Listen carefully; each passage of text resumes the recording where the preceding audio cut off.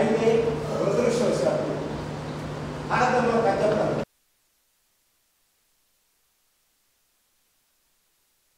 I happened to hear a lecture given by then Dr. Social Prevention. I was in Prevention. ఇవాళ ఉన్నటువంటి ఆవేశం చూసినట్లయితే this is not born out of your heart in a single day. అయితే మేము 105 మంది చెప్తున్నాము. We are 105. We are not 105.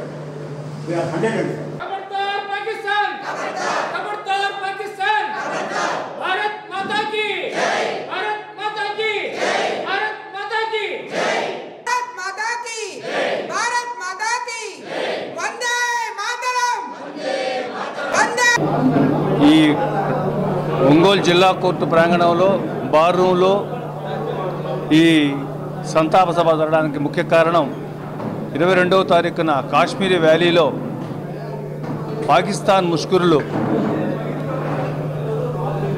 అక్కడికి వెళ్ళినటువంటి టూరిస్టులను అటాక్ చేసి 26 మందిని చంపేసి భారతదేశంలో పూర్తి అన్రెస్ట్ తేవడానికి చేసిన ప్రయత్నాన్ని మేము తీవ్రంగా ఖండిస్తూ గర్హిస్తూ అదే సమయంలో అన్యాయంగా అమాయకంగా సంతోషంగా అక్కడికి వెళ్ళి కాశ్మీర్ వ్యాలీలో వేసవి సెలవులకు వెళ్ళినటువంటి చిన్న చిన్న కుటుంబాల సభ్యుల్ని విచక్షణారహితంగా బుల్లెట్తో చంపేయటం అనేది చాలా హృదయ విదారకంగా ఉంది, చాలా బాధేస్తుంది.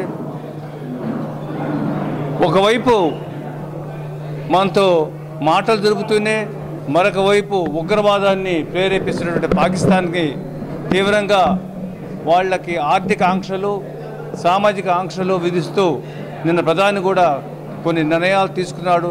చాలా సంతోషం. అయితే మేము ఇక్కడ ఉండి మేము చేయగలిగినదల్లా మన భారతీయ యుద్ధానికి సైనికులకి ప్రధానికి అందరికీ మా సంఘీభావం తెలియపరుస్తున్నాం.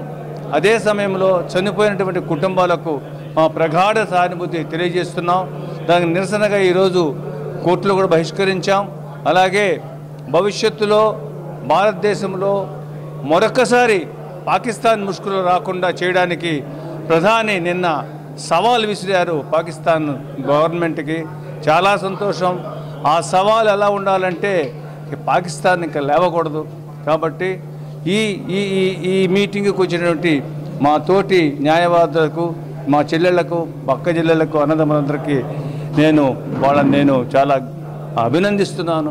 మేము ఈరోజు చాలా చాలా బాధపడుతున్నాం. ఎందుకంటే మేము అక్కడికి పోలేము, మేమేం చేయలేము. అట్లీస్ట్ ఈ సంఘీభావం అన్నా తెలియపరచాలి. నేను ఇక్కడ అడ్వకేట్గా 40 years నుంచి ఉన్నాను.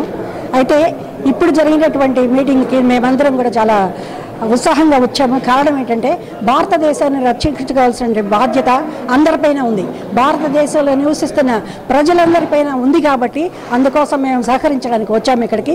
ఇంకొక విషయం ఏంటంటే ఇజ్రాయెల్ కంట్రీలో ప్రతి కుటుంబం నుంచి స్త్రీ కానీ పురుషుడు కానీ వాళ్ళు ఎవరైనా సరే ముందు పుట్టిన వాళ్ళని తప్పనిసరిగా ప్రతి స్త్రీ ప్రతి పురుషుడు సైన్యంలో చేరాలి. అలాంటి యాక్ట్ మనకు తీసుకురావాలి. కొన్ని లక్షల కోట్ల మంది భారతదేశంలో నివసిస్తున్నారు. అలాంటి యాక్ట్ తీసుకొస్తేనే బాగుంటుంది. దేశాన్ని సంరక్షించాలంటే ఎక్కడో ఉద్యోగాలు లేకుండా ఉన్నవాళ్ళు ఇదేంటి మన మిలిటరీకి వెళ్తే బ్రతకగల ఉన్న వాళ్ళుగా తీసుకురావటం.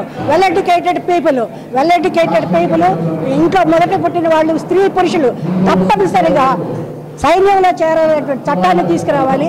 భారతదేశం సురక్షితంగా ఉండాలని మేమందరం ఆకాంక్షిస్తున్నాము. కాబట్టి ఈ దుశ్చర్య ఎక్కడ జరిగినా కూడా ఈ దుశ్చర్యే, అది ఎవరు చేసినా కూడా దుశ్చర్యే. పలానా వాళ్ళని చెప్పి నేను అనను. ఎందుకంటే టెర్రరిస్టులు ప్రపంచం అంతా ఉన్నారు. వాళ్ళు ఇంకొక ఉండొచ్చు, ఇంకొక విధంగా వచ్చు, ఏ విధంగానే ఉండొచ్చు. వాళ్ళు దేశాలను సమూలంగా నాశనం చేయాలనే ఉద్దేశం వాళ్ళలో ఉంది. కాబట్టి దాన్ని మేము ఖండిస్తూ మా భారతదేశాన్ని రక్షించుకోవాల్సిన బాధ్యత మా అందరిపై ఉంది. కాబట్టి దీనికి మేము సహకారం తెలియజేస్తూ మాకు ఇచ్చిన అవకాశాన్ని బట్టి మీకు థ్యాంక్స్ చెప్తే ముగిస్తున్నాను.